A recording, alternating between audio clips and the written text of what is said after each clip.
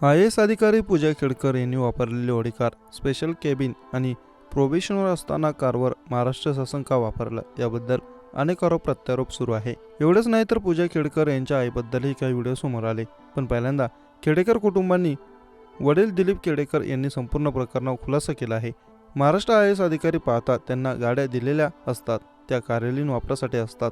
पूजा training म्हणून आल्या असल्या तरी शासकीय विभागातून जाऊन ट्रेनिंग घ्यायचं होतं, त्यामुळे त्यांनी जॉईन झाल्यानंतर कुठे बसू हे विचारलं तेव्हा गाडी आणि कार्यालय मिळणार नाही म्हणून सांगितलं।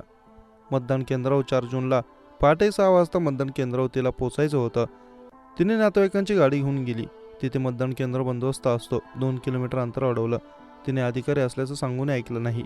तुमच्या गाडीवर तसं काही नाही सांगण्यात आलं, त्यामुळे आत सोडता येणार नाही। गाडी पार्क करून तिने वरिष्ठांना फोन केला, पण सोय झाली नाही। शेवटी चालत जाऊन तिने काम केलं।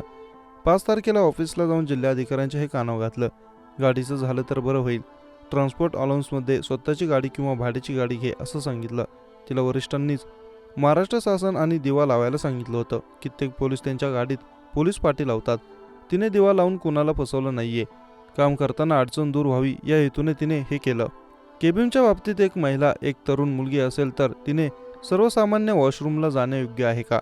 तिला काही अडचणी असतात। प्रशिक्षणार्थीला केबिन देण्यात येऊ नये असं जर कुठे लिहिलं असेल तर मुलीला राजीनामा द्यायला लावतो।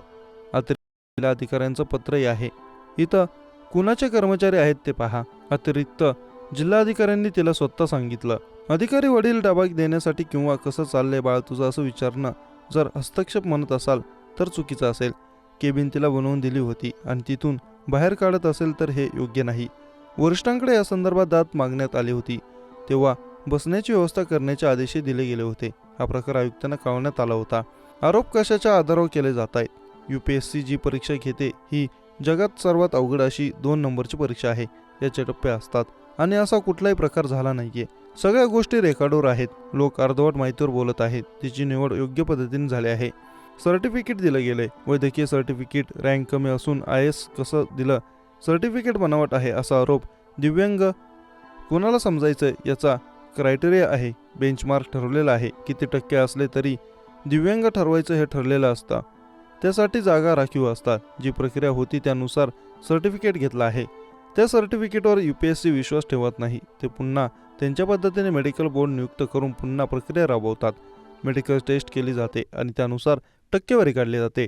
त्यांच्या निकषानुसार पुढे योग्य ठरवलं जातं, त्यामुळे तिच्याकडे पाहून दिव्यांग वाटत नाही असं म्हणता येणार नाही।